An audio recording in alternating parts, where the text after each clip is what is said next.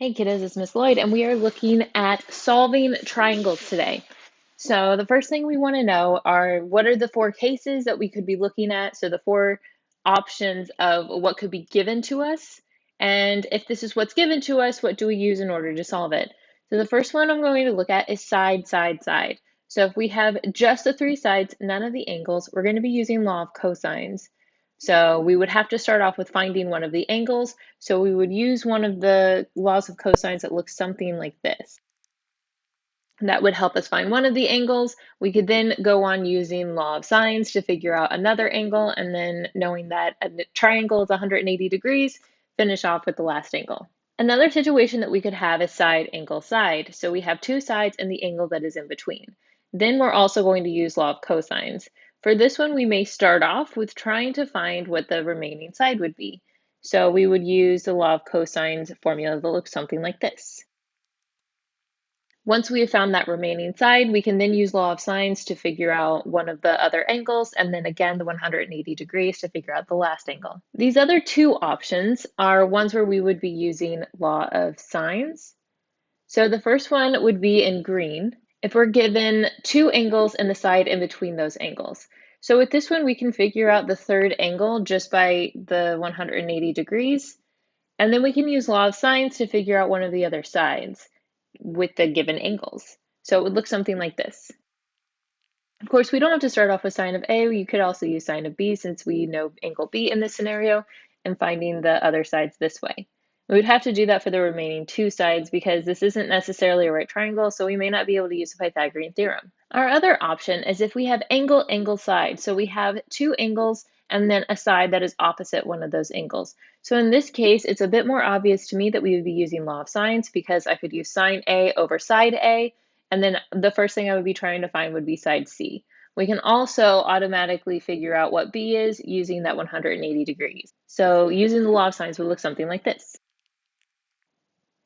And then the last scenario of what we could be given is a side-side angle. And I write it in this way because if I write it angle side-side, the initials turn out to be something that is not that great of a word. So I refrain from doing so. This is when we have two sides and an angle that is opposite one of the sides. So in this case, I can use law of sines. It would look at something like this. And this would help me figure out what my angle B would be. After I find angle B, I can use 180 to solve for angle C, and then I can use the law of sines again to find my side C. For this scenario though, because I'm solving for an angle B, this means that I could have two different angles that are possible. It could be maybe only one of those possible angles actually works with the fact that we have 180 degrees in a triangle. There's also the possibility that there's no solution at all. So this is something that we have to be careful of whenever we're using law of sines and we have a side-side angle situation. Now for a couple examples. For this first example, we're given just the sides, D, E, and F. Notice they are all lowercase, which means you are given all sides. Because I am given all sides, this means I have to use law of cosines. And so for this, I'm trying to figure out my angles. So I have all my sides, I need to figure out the angles, and then that way the triangle is solved. All the angles, all the sides, everything's there. So I can start by finding whichever one I want. I'm going to start with trying to find angle D, since it's first in the alphabet.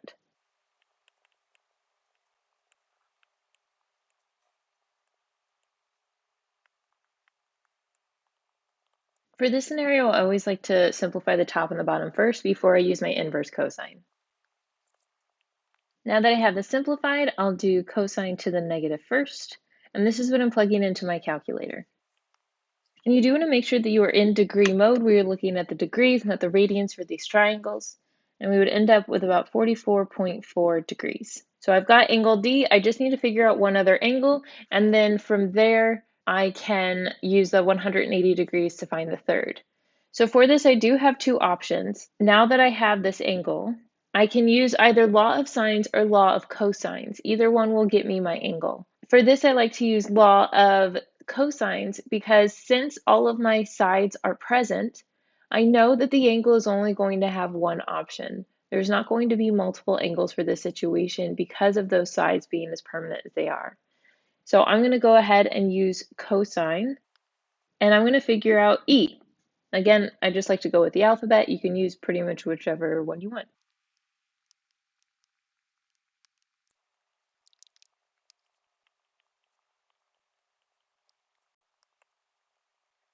And I did make a little mistake earlier. I had accidentally in my calculator plugged in plus 6 squared instead of the minus 6 squared. I noticed that as I plugged it into cosine -1, I shouldn't have a number that is greater than 1 when I plug this in. And so I went through and I corrected my mistake, and I should have had 38 as my numerator. So I can use the 180 degrees in order to figure out my third. And so now that I have all of my angles and all of my sides, then I am finished finding this triangle. Next, and this is the last one I'm going to do for this video, the rest I'm going to save for my students, we're looking at two angles and then a side in between. So I'm going to draw this out just because it always makes a bit more sense when I can see it. And your triangles don't necessarily have to be perfect. They don't have to be to scale. Mine almost never are. And I know that this is going to be a side that's in between instead of a side that's opposite one of those angles, because I know that the letter, according to the angle, is going to be opposite. So if I have an angle A, across from that should be side A, not side B. And across from angle B should be side B, just like this. And so because I have an angle, a side, and another angle, I'm going to be using law of sines. I can figure out my angle C. Since I have two angles, I can always figure out the third using 180 degrees. So that means I'm going to end up with 100 here. So definitely not to scale, which again is totally fine. It doesn't have to be, it's more of a representation. Now I just have to find two sides and then I'm done. So because I know all of my C stuff, I'm going to use law of sines to figure out one of my other sides for either A or B. I'm going to start with A because, again, I like the alphabet.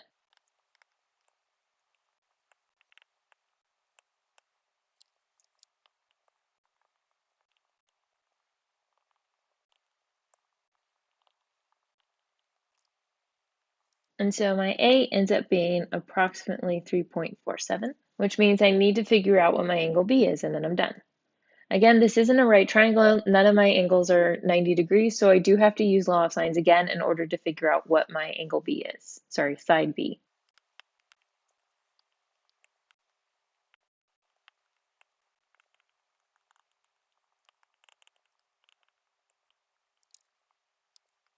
And so my side B ends up being about 8.79. And this should all make sense. My smallest side is across my smallest angle. My largest side is across my largest angle. And so you always want to kind of triple check your work that way in case there was a calculator error. I hope you guys found this helpful. If you did, please like and subscribe. If you have any questions, feel free to leave a comment. If you think this video could be helpful for someone else, please feel free to share. Spread the love.